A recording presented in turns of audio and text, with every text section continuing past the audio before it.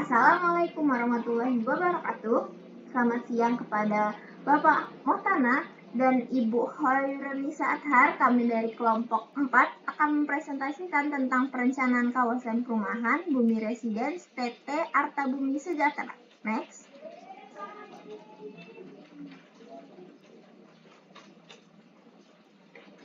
Adapun perkenalan, nama saya Gabriel Daniel Ricardo dengan NIM 08221005. Perkenalkan, nama saya Elsa De Cantika dengan NIM 08221018. Perkenalkan, saya Ragil Siratamdani dengan NIM 08221022. Perkenalkan, saya Alia Azhara Putri Muslim NIM 08221056. Perkenalkan, saya Sita Nur Syifa dengan NIM 08221069. Perkenalkan, saya Syarifah Nabila Qaida dengan NIM 08221071. Baik, masuk ke latar belakang. Pembangunan pemukiman dan pengembangan infrastruktur di Kota Balikpapan diarahkan untuk mendukung konsep complexity, yaitu pendekatan yang mengutamakan efisiensi ruang, keberlanjutan, dan integritas tata guna lahan. Hal ini sejalan dengan amanat Undang-Undang Nomor 1 Tahun 2011 tentang Perumahan dan Kawasan Pemukiman yang mewajibkan negara menyediakan lingkungan tempat tinggal yang layak, aman, dan nyaman bagi seluruh rakyat Indonesia. Kelurahan Manggar dan Sepinggan dipilih sebagai lokasi pengembangan dengan mengintegrasikan perumahan, fasilitas umum, ruang terbuka hijau, dan infrastruktur. Konsep ini bertujuan untuk mengurangi jejak karbon, memperkuat interaksi sosial dan ekonomi lokal. Pengembangan berbasis complexity diharapkan menjadikan Kota Balikpapan sebagai kota inklusif dan berkelanjutan dengan akses lebih baik ke perumahan terjangkau dan infrastruktur dasar bagi masyarakat. Next. Adapun tujuan dan sasaran di sini yaitu tujuan pertama meningkatkan ketersediaan perumahan pemukiman layak huni, yang kedua mengembangkan kawasan perumahan dan pemukiman yang berkualitas, dan untuk sasaran yang pertama peningkatan jumlah perumahan dan pemukiman layak huni bagi masyarakat, yang kedua merancang tata ruang perumahan sesuai dengan prinsip complexity. Next. Berikut merupakan luang lingkup wilayah yang dimana untuk lokasi wilayah studi kami ini mencakup 2 kelurahan, yaitu Kelurahan Manggar dan Sepinggan dengan luas 112,26 hektar dengan batas administrasi. Sebelah utara Kelurahan Manggar itu Kelurahan Karangjawang, sebelah selatan Selat Makassar, sebelah barat Kelurahan Sepinggan, dan sebelah timur Kelurahan Lamaru dan Kelurahan Manggar Baru. Untuk batas administrasi Kelurahan Sepinggan sendiri, sebelah utara berbatasan dengan Kelurahan Karangjawang, sebelah selatan Kelurahan Sepinggan Raya, sebelah barat Sepinggan Baru, dan sebelah timur Kelurahan Manggar. Next. Berikut merupakan grand design untuk wilayah studi kami. Next. Dan ini juga merupakan timeline pengerjaan laporan kami. Next. Next. Berikut merupakan peta penggunaan lahan wilayah studi yang dimana di sini didominasi oleh pertanian lahan kering campur seluas 92,93 hektar. Next. Untuk jenis batuan di wilayah studi sendiri itu untuk keseluruhannya itu jenis batuan litoral. Next. Dan untuk jenis tanahnya itu plapisol dengan keseluruhan 12,26 hektar. Next. Untuk topografi kawasan sendiri didominasi oleh kawasan landai. Next. Dan untuk ketinggian didominasi oleh ketinggian 15 sampai 30 meter dengan luas 59,627 hektar. Untuk curah hujan per tahunnya, wilayah studi kami ini lebih dari 2.500. Next. Untuk sarana di kawasan studi, untuk sarana pendidikan terdapat sekitar 22 buah yang terdiri dari SD, SMP, dan SMA dekat dengan wilayah perencanaan. Untuk peribadatan, terdapat total 37 sarana peribadatan yang mencakup masjid, musola, langgar, dan gereja di sekitar wilayah perencanaan. Dan untuk sarana kesehatan, terdapat sekitar 6 sarana kesehatan yang mencakup puskesmas, klinik, dan apotik pada sekitar wilayah perencanaan. Next. Dan sarana perdagangan jasa, terdapat total 5 sarana perdagangan jasa seperti supermarket, minimarket, toko, dan bengkel. Dan untuk sarana transportasi sendiri pada kawasan perencanaan ini terdapat Bandar Udara Internasional Sultan Haji Muhammad Sulaiman di Sepinggan. Next. Selanjutnya masuk ke dalam prasarana. Yang pertama, jaringan jalan. Berdasarkan survei primer yang dilakukan, jaringan jalan yang terdapat dan di sekitar lokasi kawasan perencanaan dilewati oleh Jalan Mukmin Faisal sebagai jalan utamanya. Berikut merupakan kondisi existingnya dan jaringan persampahan. Berikut merupakan kondisi existing jaringan persampahan. Next.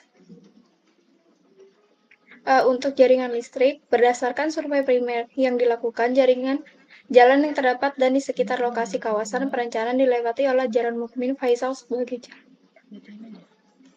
Berikut merupakan kondisi existing jaringan listrik dan jaringan telekomunikasi. Next. Untuk demografi, di Kelurahan Sepinggan berjumlah penduduk 38.573 jiwa dan untuk Kelurahan Manggar 49.508 jiwa. Next.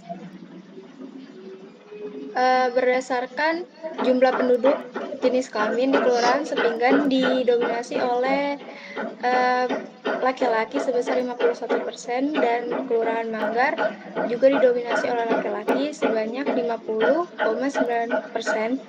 Next. Untuk jumlah penduduk berdasarkan kelompok umur di Kelurahan Sepinggan didominasi oleh kelompok umur 65 sampai 69 yang sebanyak 50,3% dan untuk Kelurahan Manggar di rentang umur 65 sampai 69 sebanyak 51,5%. Next.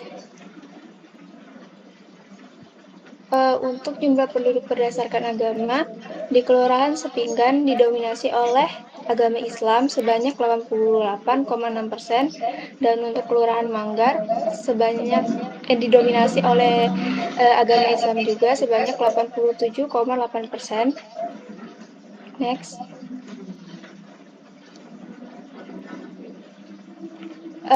Untuk jumlah penduduk berdasarkan jenis pekerjaan di Kelurahan Sepinggan didominasi oleh guru sebanyak 45,5% dan di Kelurahan Manggar didominasi juga oleh guru sebanyak 33%. Next.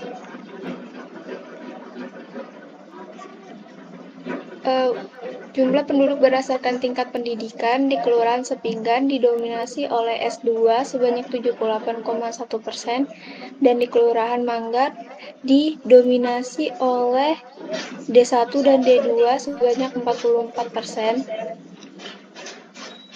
Next. Untuk rencana pengembangan perumahan bagian lokasi ini didapat dijangkau melalui pusat kota dalam waktu sekitar 30 menit dengan jarak tempuh sejauh. Selain itu, kawasan ini berada dekat dengan berbagai fasilitas seperti wisata, tempat ibadah, dan institusi pendidikan yang dapat dicapai dalam waktu 15 menit. Untuk peruntukan lahan di dalam RT RW sendiri pada pasal 50 menjelaskan tentang kawasan peruntukan di Kota Balikpapan terdiri dari 3 kawasan peruntukan, yaitu dengan kepadatan tinggi, sedang, dan rendah. Dan untuk wilayah perencanaan sendiri yang terletak di Kelurahan Sepinggan dan Kelurahan Manggar termasuk ke dalam kawasan peruntukan perumahan kepadatan tinggi, yang berarti memang diperuntukkan untuk kawasan perumahan. Next. Untuk akses jalan ketersediaan air bersih dan listrik, pada kawasan perencanaan ini memiliki jalan akses utama yaitu Jalan Mukmin Faisal. Ketersediaan air bersih dan listrik kawasan perencanaan ini telah terpenuhi karena pada wilayah ini dilayani oleh PLN dan PDAM.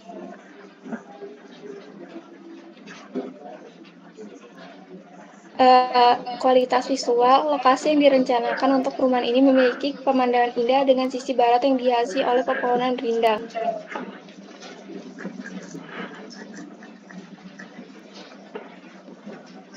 Next.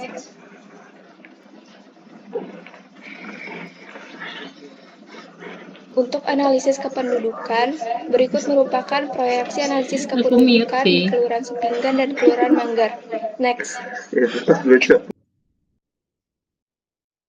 Berikut merupakan analisis implikasi wilayah di Kelurahan Sepinggan dan Manggar, yang dimana didominasi oleh perwujudan tata ruang belum sesuai sebanyak 78,82%. Next.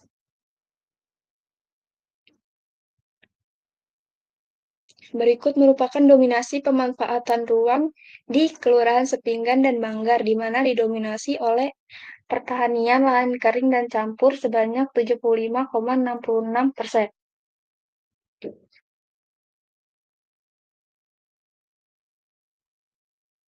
Berikut merupakan satuan kemampuan lahan morfologi di Kelurahan Sepinggan dan Manggar, di mana didominasi oleh SKL morfologi, kemampuan morfologi tinggi sebanyak 66,51 hektar. Next.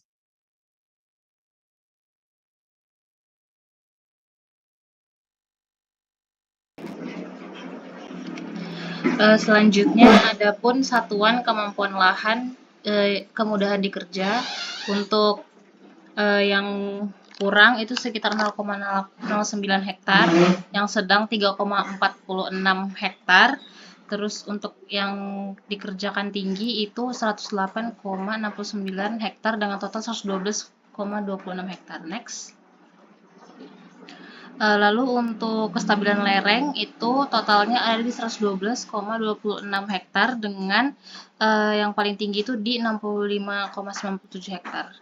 Next. Lalu untuk kestabilan pondasi di paling tinggi kestabilan yang paling cukup itu ada di 72,69 hektar. Next. Lalu untuk ketersediaan air yang paling tinggi itu berada di 66,51 hektar. Next. Untuk SKL drainase yang paling tinggi itu berada di 94,62 hektar. Next. Lalu untuk terhadap erosi itu yang paling tinggi ada di 103,49 hektar. Next. Lalu untuk pembuangan limbah yang paling cukup itu berada di 0,89 hektar. Next. Lalu terhadap bencana alam yang paling tinggi berada di 13,65 hektar. Next. Lalu adapun peta analisis kemampuan lahan di sini untuk pengembangannya yang paling tinggi itu berada di 65,97 hektar. Next.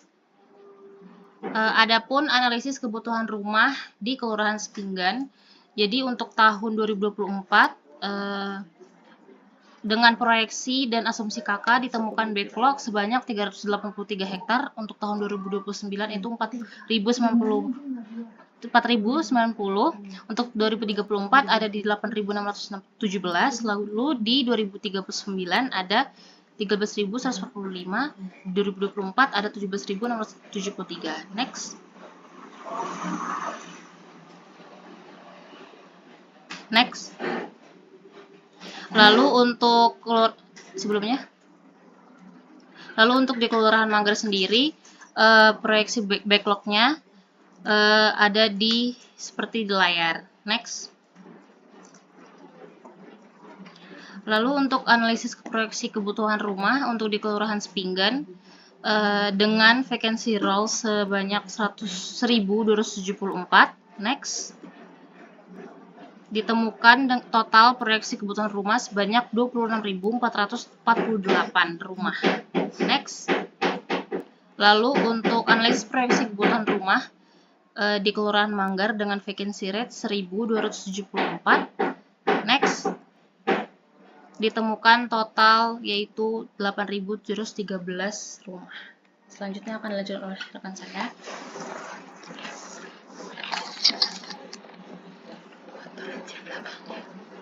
Baik, masuk ke analisis proyeksi kebutuhan sarana pendidikan.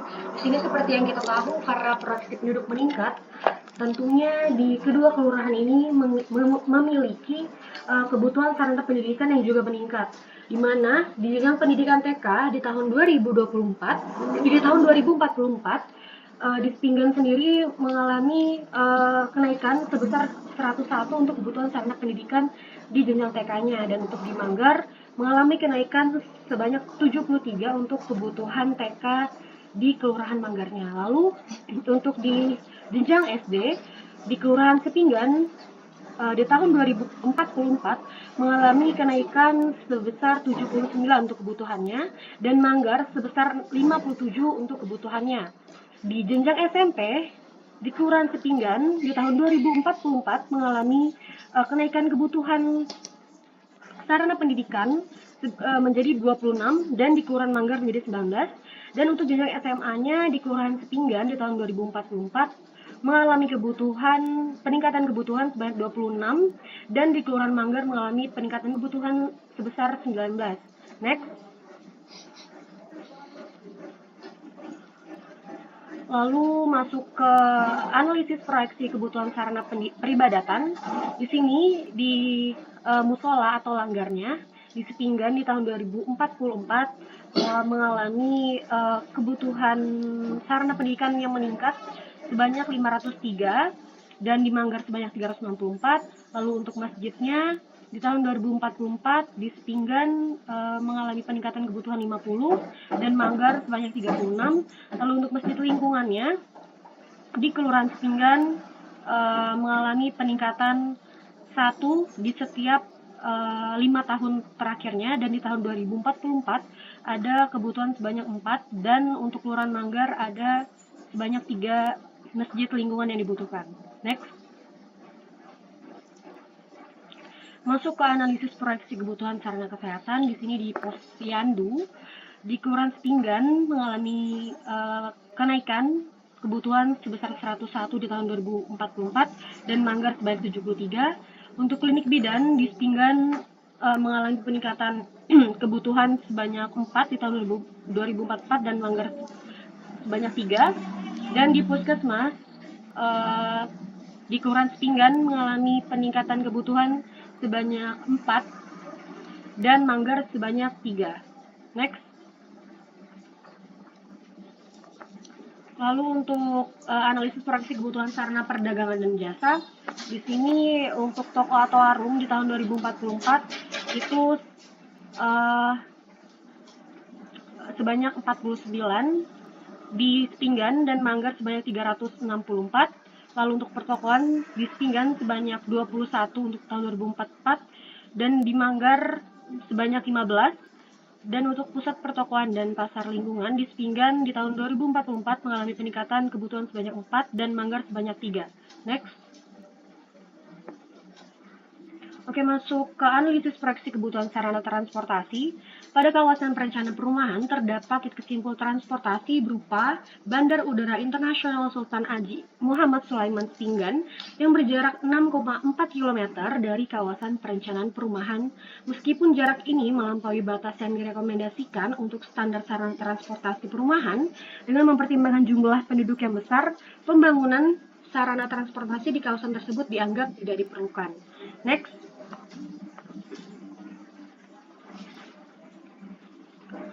Oke, masuk ke analisis proyeksi kebutuhan pemakaman umum. Di sini di Kelurahan Sepinggan di tahun 2044 sebanyak 0,3, di Kelurahan Manggar di tahun 2044 sebanyak 0,4. Next.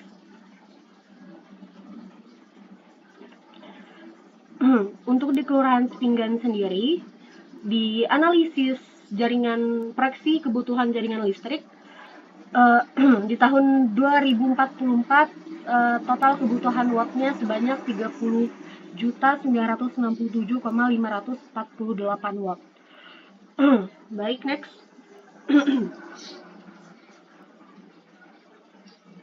dan di Kelurahan Manggar untuk analisis proyeksi kebutuhan jaringan listriknya di tahun 2044 dibutuhkan sebanyak 22.440.867 juta watt. Next. Oke, untuk analisis proyeksi kebutuhan air domestiknya, di sini seperti yang kita bisa lihat bahwa mengalami peningkatan kebutuhan air domestik liter per harinya di tahun 2044 yaitu sebanyak 22.613.292.000 pada Kelurahan Sepinggan dan 16.386.845.000 di Kelurahan Manggar. Next. Nah, untuk proyeksi kebutuhan air non domestiknya di Kelurahan Sepinggan yaitu di tahun 2044 mengalami peningkatan sebanyak 13.567.975 liter per hari, dan pada Kelurahan Manggar yaitu sebanyak 9.832.104 liter per hari. Berdasarkan tabel proyeksi ini bisa dilihat bahwa seperti yang saya jelaskan sebelumnya. Next. Masuk ke analisis proyeksi kehilangan air di Kelurahan Sepinggan sebanyak di tahun 2044 sebanyak 7.236.253 liter per hari, dan di Manggar yaitu 5.243.789 liter per hari di tahun 2044. Next. Untuk analisis proyeksi kebutuhan jaringan persampahan, berdasarkan tabel analisis, diketahui untuk jaringan persampahan pada bagian wilayah perencanaan Kelurahan Sepinggan dan Kelurahan Manggar mengalami peningkatan jumlah timbulan sampah seiring dengan bertambahnya jumlah penduduk. Maka dapat disimpulkan bahwa besarnya jumlah timbulan sampah yang dihasilkan bergantung pada banyaknya jumlah penduduk yang ada pada wilayah tersebut. Next.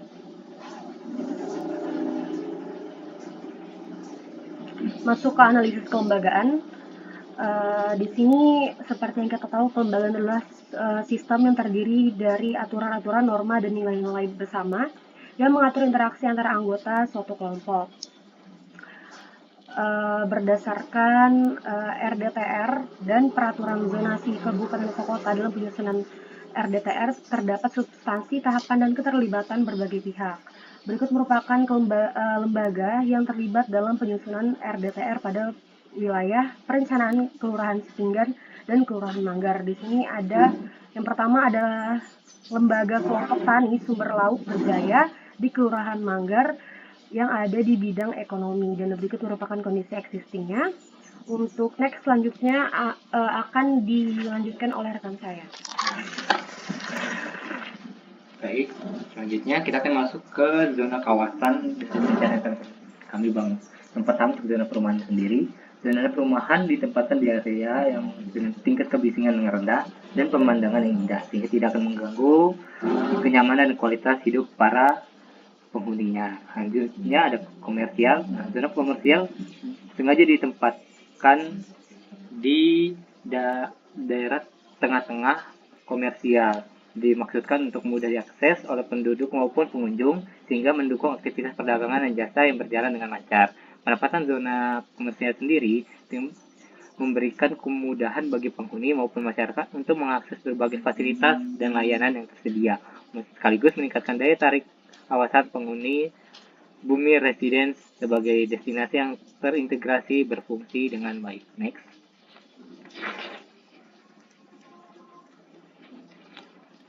Selanjutnya akan masuk ke zona pelayanan umum. Nah, zona pelayanan ini dikembangkan berdasarkan juga kebutuhan masyarakat di lokasi kami. Penentuannya sendiri berada di pusat dan tengah pemukiman perumahan, yaitu dekat dengan daerah komersial, sehingga mudah untuk dijangkau oleh penghuni maupun pengunjung yang akan datang ke perumahan bumi residen. Dan selanjutnya ada zona ruang terbuka hijau yang ditempatkan di tengah kawasan dan sepanjang jalan dengan pertimbangan untuk meningkatkan aksesibilitas bagi penghuni di sekitarnya. Penempatan zona hijau di pusat perumahan memudahkan penghuni untuk mengaksesnya tanpa perlu pergian jauh. Next.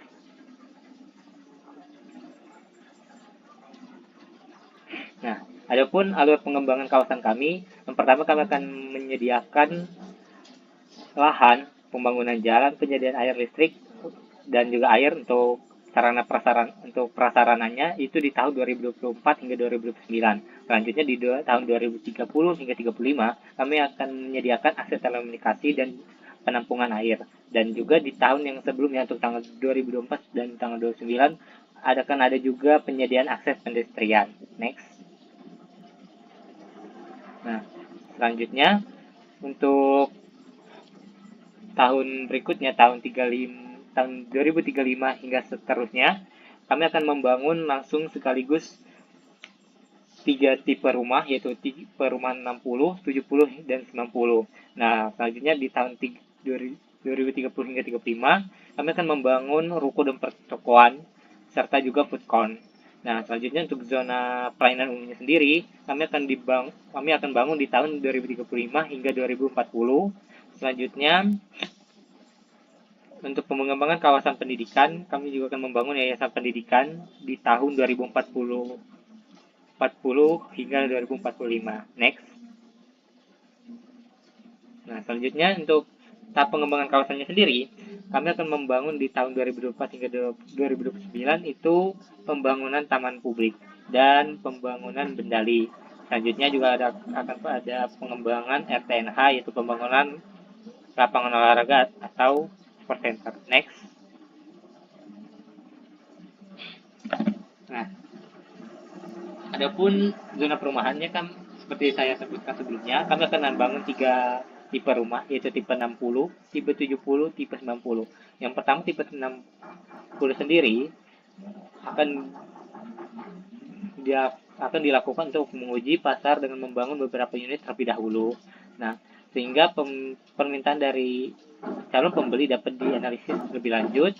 Nah, rumah tipe 40 ditujukan bagi pembeli dengan anggaran terbatas, pasangan muda, Indonesia yang tinggal sendiri, atau sebagai properti investasi. Nah, dengan harga yang terjangkau, tipe ini diharapkan untuk bisa menarik investor karena mampu memberikan pendapatan sewa yang stabil. Selanjutnya untuk tipe 470 sendiri, nah tipe ini juga merupakan lanjutan dari tipe 45 dan bertujuan untuk memenuhi kebutuhan keluarga dengan beberapa anggota.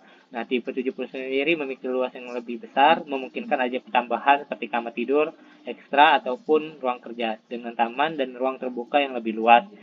Tipe ini menawarkan kenyamanan yang lebih tinggi untuk keluarga tingkat menengah. Nah, selanjutnya di tipe terakhir yaitu tipe 90.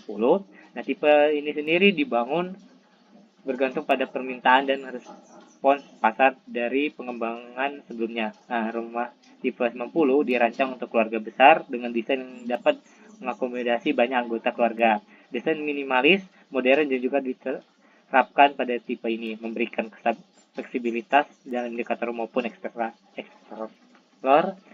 Rumah tipe 90 menawarkan ruang yang luas untuk memenuhi kebutuhan keluarga besar. Next. Nah, selanjutnya untuk zona komersial sendiri yaitu pada tahap kedua pembangunan akan mencakup ruko, food court, dan kantor pemasaran serta kartu perusahaan swasta. Pembangunan ini bertujuan untuk memenuhi kebutuhan penghuni perumahan yang sudah mulai berkembang, sekaligus menarik perhatian masyarakat luas guna mempromosikan kawasan perumahan sejak tahap awal pengembangan. Nah, pada tahap ketiga direncanakan pembangunan pusat perbelanjaan atau mall. Nah, selanjutnya di zona pelayanan umum. Nah, pada zona ini pada tahap kedua, fokus pembangunan berada pada fasilitas peribadatan berupa musola dan gereja sebelumnya dan memenuhi kebutuhan dasar penghuni awal perumahan. Selanjutnya pada tahap ketiga, pembangunan dilanjutkan dengan fasilitas yang lebih besar seperti masjid dan rumah sakit umum. Hal ini didasarkan pada kebutuhan yang meningkat seiring bertambahnya jumlah penghuni fasilitas pendidikan, seperti yang yayasan pendidikan dirancang untuk dibangun pada tahap akhir pengembangan dan pembangunan rumah tipe 3 pada tahap tersebut. Nah, tahap selanjutnya tersebut dan untuk zona ruang terbuka.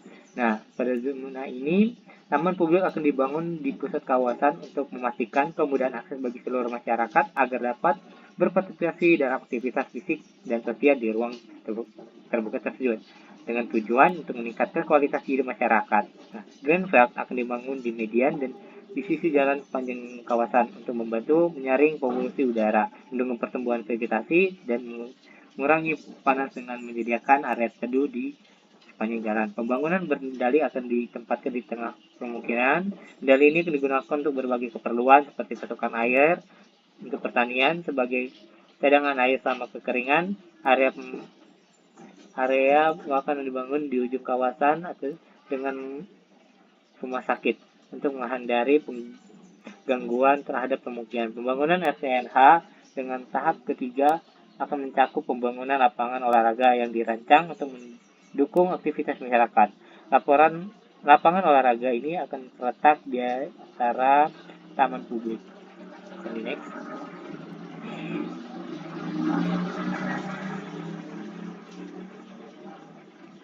Next.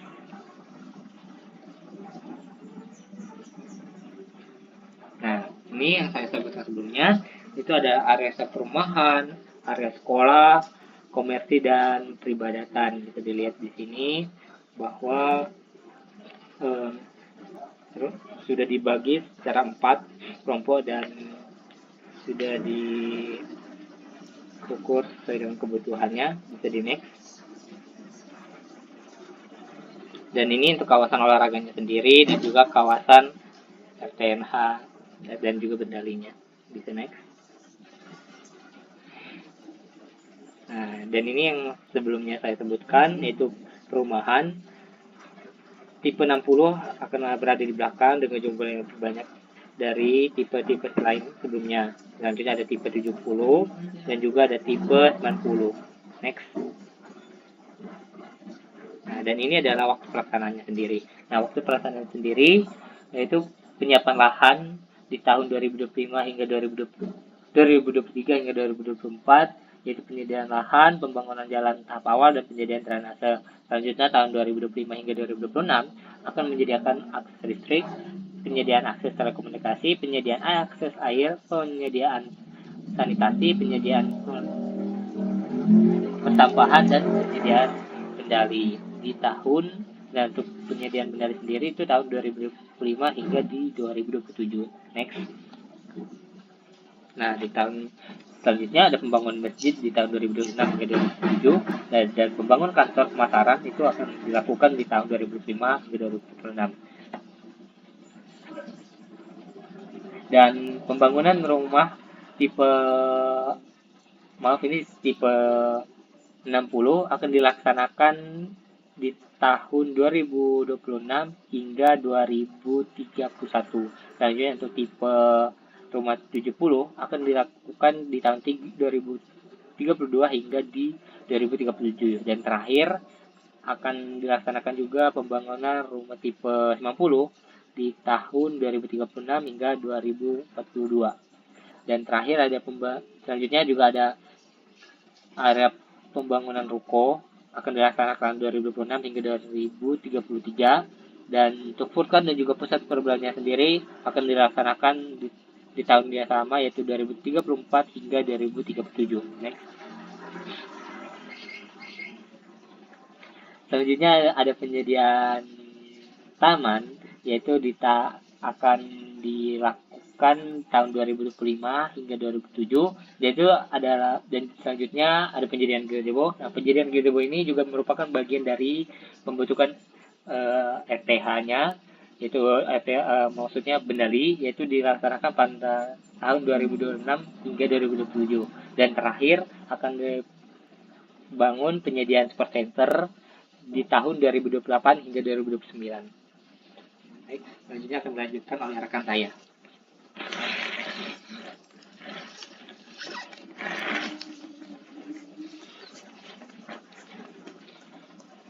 Selanjutnya masuk ke skema pembiayaan, yaitu biaya pengadaan lahan dan infrastruktur dasar.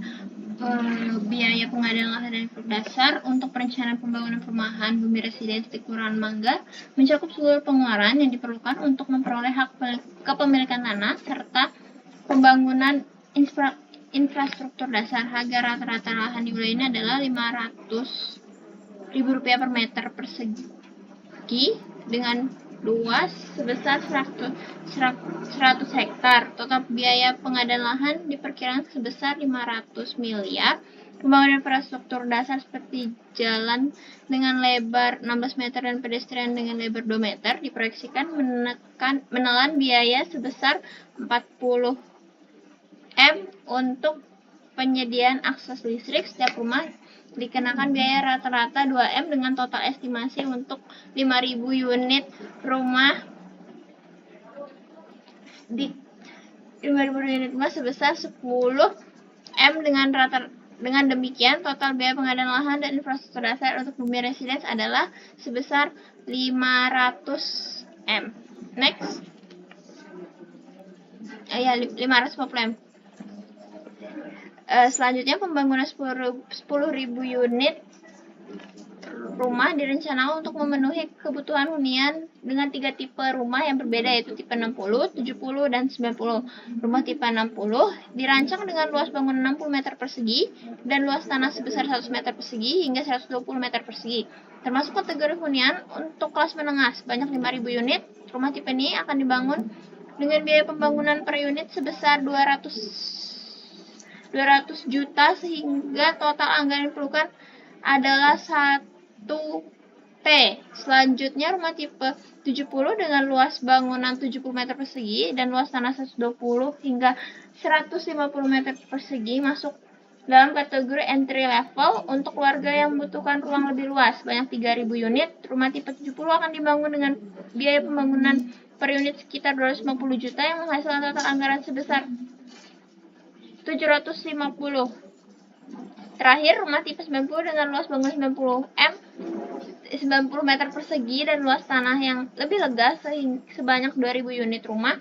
Tipe ini akan dibangun dengan biaya pembangunan per unit 300 juta sehingga total anggaran yang diperlukan adalah 600 M. Dengan demikian total biaya pembangunan 10.000 unit rumah dengan ketiga tipe tersebut mencapai 2,3 triliun yang akan menciptakan lingkungan hunian yang nyaman dan berkualitas bagi masyarakat. Next. Kawasan ini mencakup pembangunan ruko, masuk ke biaya pembangunan kawasan komersil. Kawasan ini mencakup pembangunan ruko dan pertokoan, pusat perbelanjaan, food court, kantor pemasaran, dan kantor swasta. Sebanyak 400 unit ruko atau pertokoan dirancang dengan ukuran rata-rata 5x15 meter dengan biaya pembangunan per unit sebesar 300 juta. Sehingga total anggaran untuk keseluruhannya untuk keseluruhan food court adalah 35 M. Selain itu, kantor pemasaran akan dibangun di atas lahan 0,5 hektar dengan biaya total 1 M. Untuk mendukung aktivitas bisnis kantor swasta dirancang di lahan 3,5 hektar dengan biaya pembangunan 4 juta per meter persegi yang memerlukan anggaran sebesar 140 M dengan total biaya keseluruhan 1 T. Kawasan komersial dan perkantoran diharapkan dapat menjadi pusat kegiatan ekonomi yang mendukung perkembangan bisnis, meningkatkan lapangan pekerjaan, dan memberikan kontribusi positif bagi perekonomian lokal. Next.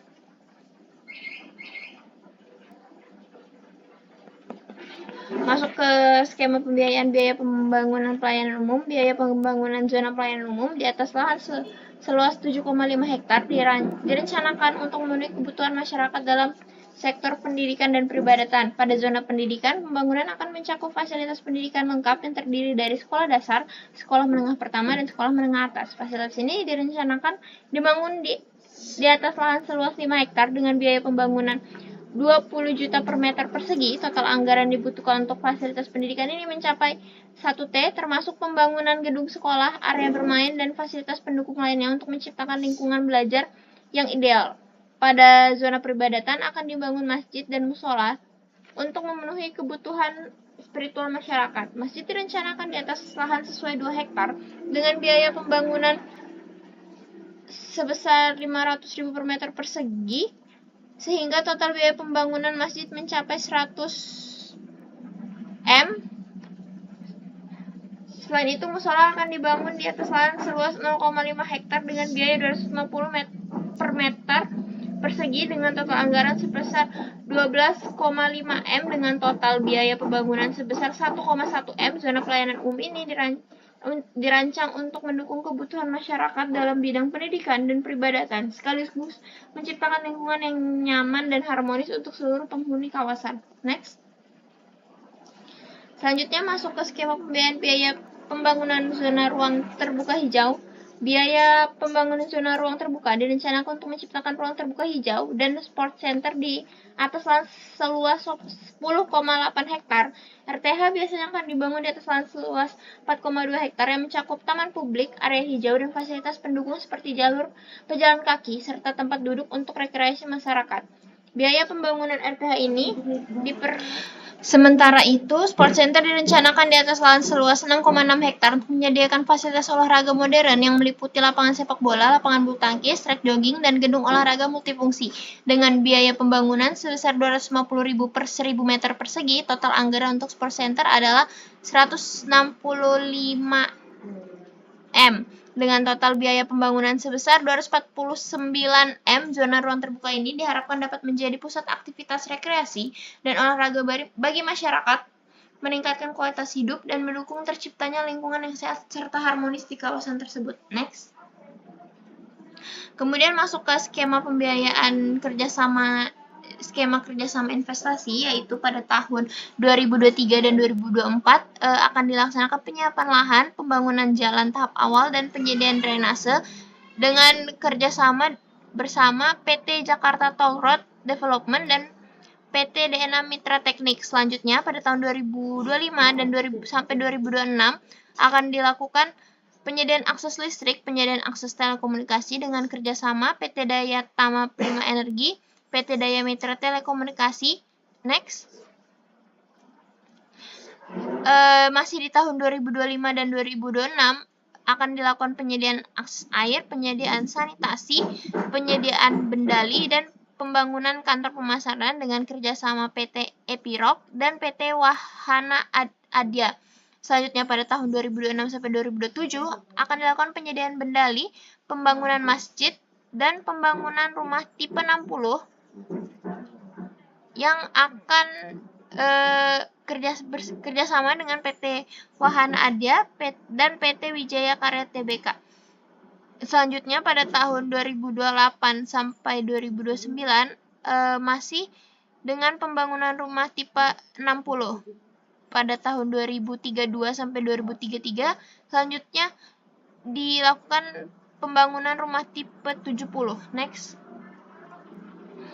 Kemudian pembangunan rumah tipe 90 yang akan dilakukan pada tahun 2036 sampai 2042 dengan kerjasama PT Wijaya Karya. Selanjutnya pembangunan ruko dimulai dari tahun 2026 sampai 2033 dengan kerjasama PT Bina Mitra Warta Sedaya, dan pembangunan food court yang akan dimulai pada tahun 2034 sampai 2037 dengan kerjasama PT Bina Mitra.